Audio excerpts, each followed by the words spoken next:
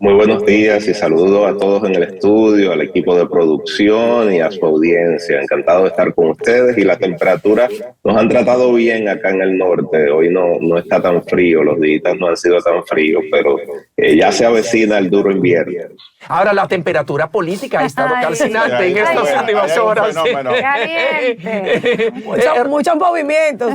Ruskin, ¿cómo analizas tú esta última parte de la campaña electoral? Muy aguerrida. Por ejemplo, Donald Trump llamándole una isla flotante de basura a Puerto Rico.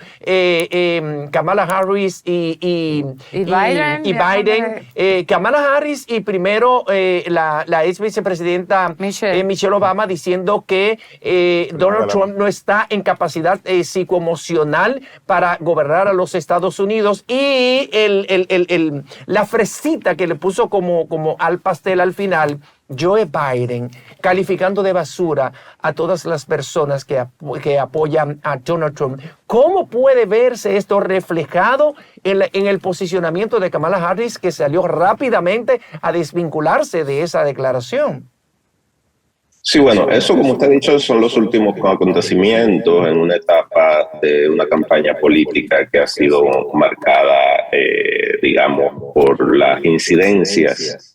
Esto, a pesar de que uno se lo encuentre, digamos, un tanto escandaloso a veces, es normal en las campañas políticas en este punto.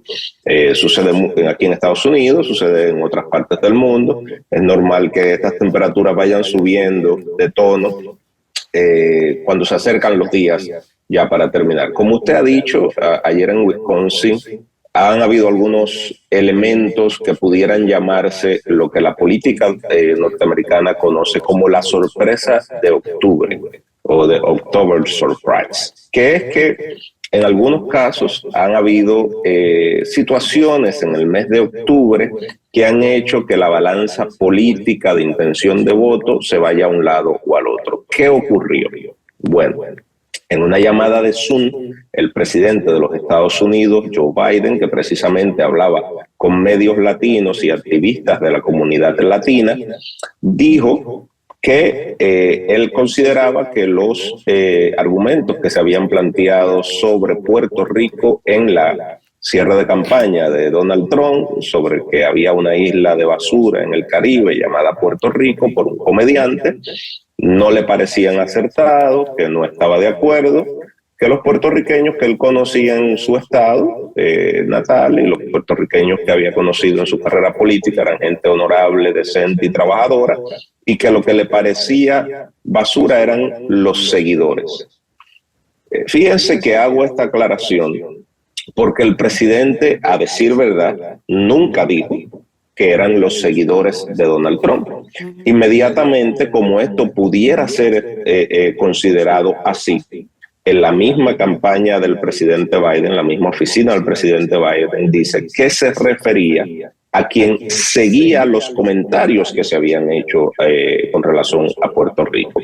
Obviamente, casi de forma también inmediata, pasando 1 o 2 horas, la campaña de la vicepresidenta Kamala Harris desmiente inmediatamente que los ataques hayan sido a los seguidores del expresidente Trump, y que ella dice, fueron sus palabras textuales, que no evalúa a las personas por quien tengan el deseo de votar o no.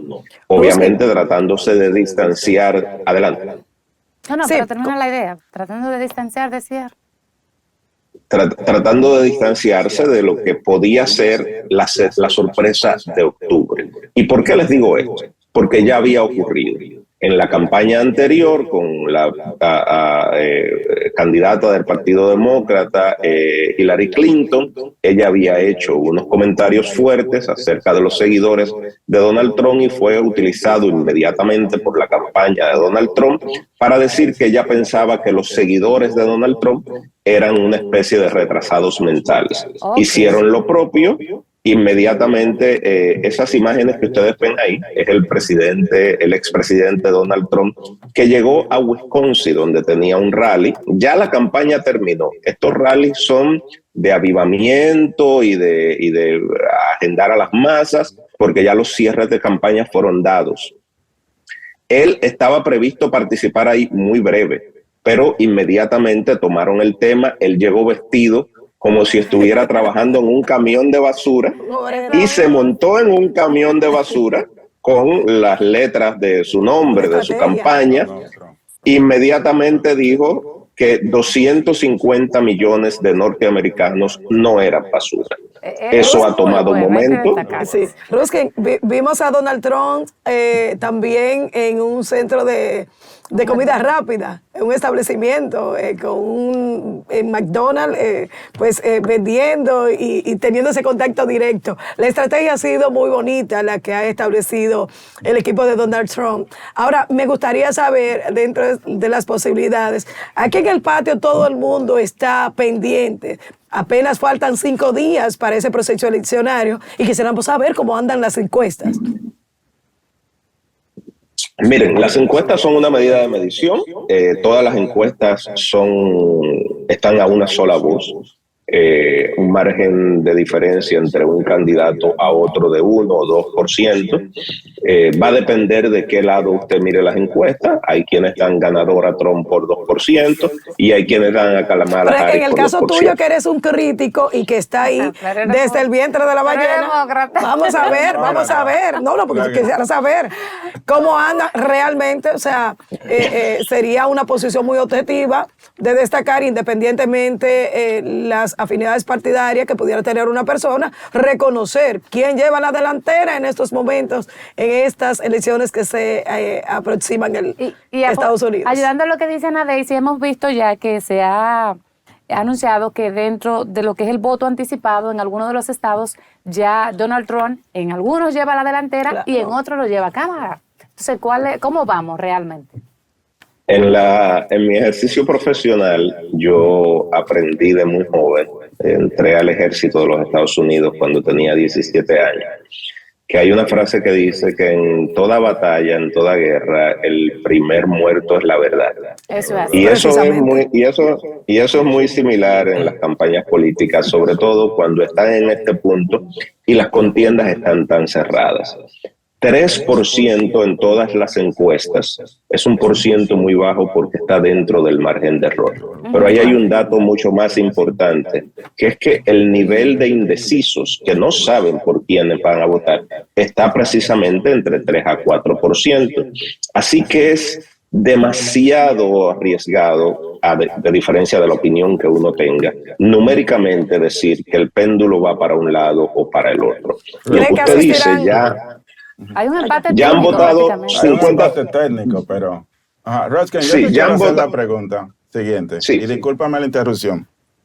Es cierto que hay posiblemente un empate técnico y a través de lo que son los swing states no se sabe por cuál se va a decidir uno u otro. Ahora, lo que yo he estado observando es que el aspecto que tiene que ver con la seguridad y sobre todo en el estado de New York y otros estados, ha permitido el crecimiento de la candidatura de Donald Trump más la parte de la migración. En Nueva York, sobre todo, nosotros hemos observado la inseguridad que hay, la cantidad de indigentes, los homeless que hay en los subways, al mediodía, cómo se están rompiendo algunas de esas joyerías para robarla. No, ¿qué ha estado pasando con Eric Adams en Nueva York? También te voy a hacer esas 2 preguntas en una. En el caso que él tiene que enfrentar a la justicia, para que tú nos orientes, nos ilustres en esas 2 partes, la inseguridad que hay en Nueva York y sobre todo con los homeless en los subways y la parte de Eric Adams. Mire, yo entiendo su pregunta y la entiendo de una forma cándida y estoy seguro que es también el pensar de mucha gente. También estoy seguro que es la sensación que públicamente a veces se ha dado de algunas situaciones. Usted mencionó el caso específico de Nueva York. La realidad es que el crimen en Nueva York ha bajado un 28%, en algunos condados hasta 46%. Nueva York sigue siendo una de las ciudades más seguras del mundo. Ahora tenemos una gran cantidad de medios de comunicación y gente que reporta las situaciones que le pasan. Y obviamente es preocupante porque un crimen es demasiado crimen. Los delitos en Nueva York violentos, que se refieren a crímenes de primer grado o felonías, como se le conoce en el sistema norteamericano, han bajado un 28% y esa es la realidad. Ahora bien, hay algunos crímenes que tienen un efecto multiplicador en la percepción de la gente y es entendible y eso hay que atenderlo. Pero de ahí a una realidad donde Nueva York se haya convertido en una especie de lugar sin suerte o sin ley, eso está muy lejano de la realidad. Nueva York sigue siendo una de las... ¿Cómo se justifica tanto apoyo de los hispanos de Nueva York hacia Donald Trump? Bueno, mire, ahí vamos otra vez, eso es un asunto de percepción y le explico por qué. Nueva York tiene 20 millones de personas y de esos un porcentaje de algún 60%, 55% son votantes. Si de momento hay 5% más de votantes del lado republicano, tendría cero efecto en el resultado final de las elecciones. Porque en Nueva York hay 19 colegios electorales y esos 19 colegios electorales van a ser del Partido Demócrata, que históricamente gana las elecciones con un 70-80%, a veces un 90%. Yo creo que eso que usted dice, que hay un pico de personas que se están yendo al lado republicano, en el caso de Nueva York, merece a lo propio de una campaña política. Hay gente que es seducida por las ideas de una campaña política y cambia de partido o cambia su percepción de voto, pero en el caso específico de Nueva York, eso va a tener cero efecto, ninguno, en la totalidad de colegios electorales que van a pasar al lado demócrata. Porque si en Nueva York, digamos, hay 10 millones de votos, estoy poniendo un número para hacer el ejemplo, y 9 millones de votos van al demócrata y de momento 1 millón de votos van al republicano y esa es la historia. Digamos que en estas elecciones 8 van al demócrata y 2 van al republicano porque hubo un aumento por esas razones que usted dice. Como quiera, lo que va a haber al final de la jornada son 19 votos electorales para el Partido Demócrata en la presidencial. Lo que sí yo quiero recordarles, que es que vemos esto obviamente por lo que causa pasión, que es esta contienda entre Donald Trump y Kamala Harris. Pero estas son unas super elecciones. Hace algunos 20 años. Te quería preguntar ahí que aunque la atención está centrada en Kamala Harris y Donald Trump como los candidatos presidenciales, estas son unas elecciones mucho más amplias donde lo que está en juego es casi el poder político completo en los Estados Unidos, porque por ejemplo van a elegir 34 escaños del Senado de los Estados Unidos que están en juego a término de 6 años, van a elegir también 435 escaños de la Cámara de Representantes y que el partido mayoritario, el partido que gane, por ejemplo, en ambas cámaras tendría entonces el dominio y presidiría los comités más importantes de estos organismos, pero también están en juego las gobernaturas, las vicegobernaturas, fiscalías y cargos importantes. Está en juego el poder político en los Estados Unidos. ¿Cómo tú interpretas esto? ¿Cómo podría cambiar el balance del poder en Estados Unidos? Regularmente, las elecciones federales, cada estado de la nación, hay 50 estados, y cada estado tiene unas elecciones, digamos, internas, que son sus cargos legislativos y sus cargos ejecutivos. Cada estado tiene sus propias leyes y hay algunos puestos que van a elección y otros no. Eso es unas condiciones que nosotros no vemos en nuestros países latinoamericanos. Porque, por ejemplo, hay estados que eligen hasta su jefe de la policía de manera popular, o eligen sus jueces de manera popular, o sus directores de condado de manera popular, fiscales de manera popular. Eso nosotros no lo vemos. Perdónenme la alarma que está pasando una ambulancia por ahí. Pero para que usted tenga una idea, como usted ha dicho, 11 gobernadores se van a jugar la faja en esta elección. 5.800 candidatos a legislaturas estatales, que son muy importantes. Ese es el 80% de las legislaturas estatales en el país. 371 alcaldes. Hay boletas electorales, como en el caso de Georgia, que tienen unas 7, 8 peticiones adicionales para ser contabilizadas, que tienen que ver en este caso con los taxes a la propiedad y a los individuos en el estado de Georgia. En el caso de Florida, por ejemplo, va a elecciones la legalización del cannabis de forma recreacional, la marihuana, el cannabis. Es decir, estos son unas super elecciones. Si solamente tomamos los 5.800 puestos de cargos de legisladores estatales, las boletas son inmensas y esto pudiera ser. Aquí quiero conectar con la pregunta que me hicieron antes sobre a quién damos por ganador o cómo vemos la cosa. Mire, yo no me atrevo a predecir cuál va a ser el resultado. Lo que sí me atrevo a predecir con casi completa seguridad, que vendrá una batalla legal enorme por la complejidad de las elecciones y vendrá una batalla legal enorme porque la elección está muy cerrada. Quien quiera que resulte perdedor llevará esto a los tribunales, porque no solamente va a llevar a los tribunales el hecho de que la elección es cerrada, va a llevar al tribunal toda la contienda electoral de los últimos 4 años que ha estado marcada por comentarios muy divisionistas de ambos lados, por parte de la campaña de los demócratas como por parte de la campaña de los republicanos.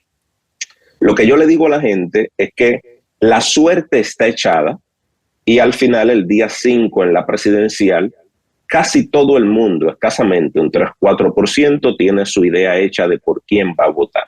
Lo que va a determinar esto es la campaña, la batalla legal que venga después, para cargos que no son presidenciales y que pudieran hacer que se retrase incluso los resultados, como ya pasó en Florida en la contienda de George Bush y Al Gore, que tuvimos meses sin tener una decisión hasta que el Tribunal Superior intervino y detuvo el reconteo de los votos, lo que hizo que George Bush ganara la presidencia.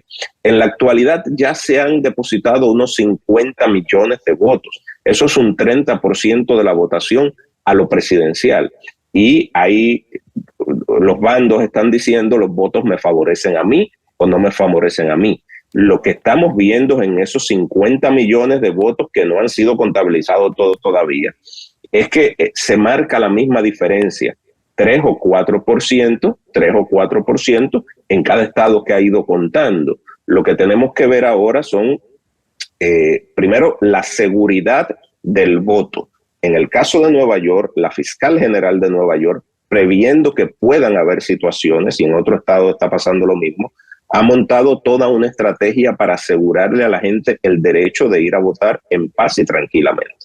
El mensaje desde aquí es que usted vaya a votar. En el caso de Nueva York, tiene hasta el día 3 para realizar su voto adelantado. Ya empezó, está en curso y usted tiene hasta el día 3 para realizar su voto adelantado. El día 5 vaya a su colegio electoral, realice su voto temprano. Aquí no toma mucho tiempo hacerlo. Si usted no sabe dónde tiene que votar, usted entra a la página web de la Comisión Electoral de aquí de Nueva York y le da, de acuerdo a su dirección, exactamente cuál es su centro de votación. Nueva York, le quiero mostrar, está enviándole a sus residentes un panfleto como este, que la mayoría de las personas lo hemos recibido ya en el correo.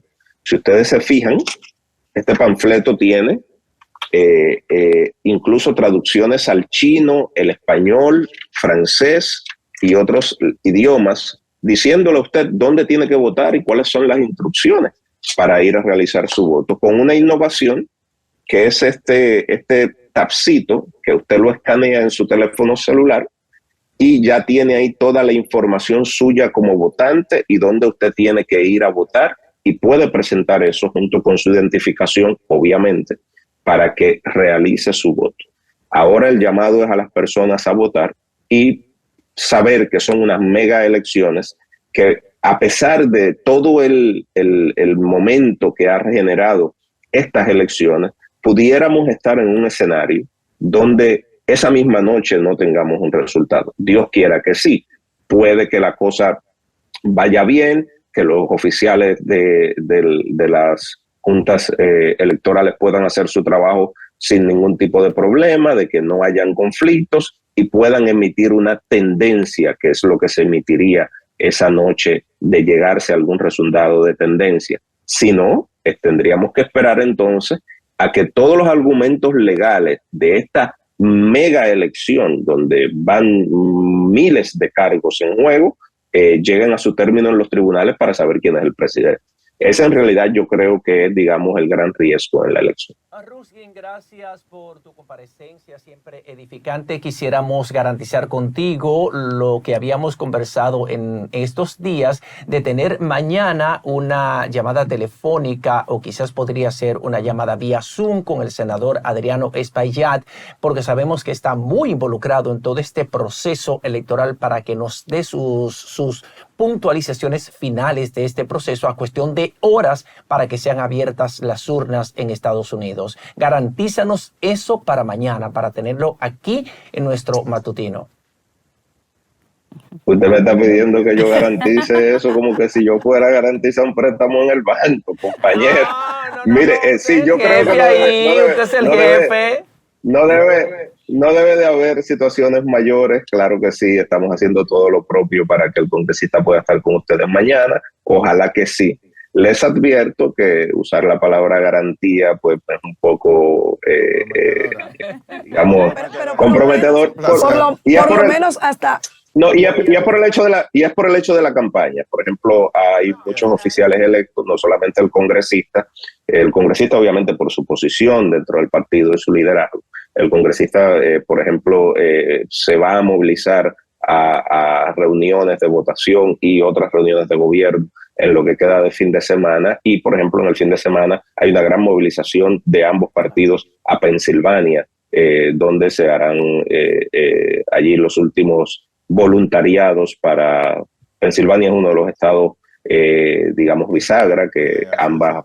Está Adriano. Claro, entonces, se le está poniendo si no puede mucha ser una atención. llamada, por favor, podría ser un mensaje pregrabado con sus impresiones finales ya de esta campaña electoral, que ha sido bastante movida. No, pero yo no le dije que no a la llamada. No, pero en el caso de que sí sea. Él lo que ha establecido claramente es que por los compromisos que tiene el amigo Adriano Espaillat, no puede garantizar para el día de mañana, pero que hará todo lo posible para que nosotros conectemos con él, y si no se puede el día de mañana, puede ser pasado mañana, pero lo bueno de esto es que será antes del proceso electoral de Estados Unidos. Sí, claro que sí. Para mí es un honor. El sábado, si Dios lo permite, estaremos en esos meneos, como dicen allá. ¿Tú vas a votar? ¿Por qué tú vas a votar? Eso lo sabe todo el mundo. ¿Por qué tú vas a votar? Él sabe. Gracias a Ruskin Pimentel, hay que reiterarlo, es parte importante de este equipo de Matutinos Mundo, siempre con informaciones edificantes, con informaciones muy esclarecedoras de toda la temperatura y la atmósfera de este proceso electoral en los Estados Unidos. Muchas gracias y que tengas un feliz resto del día. Seguiremos mañana con Adriano, porque él hará todo lo posible. Claro, Ruskin, contamos contigo. Sí. Y mañana también seguimos con todos ustedes, amables televidentes. Aquí, nuestro invitado ya lo tenemos aquí muy cerquita, lo tendremos para todos ustedes. Vámonos a una pequeña pausa comercial. En cuestión de segundos estamos de regreso. Mientras tanto, tómese un cafecito o un poquito de té. Berenice.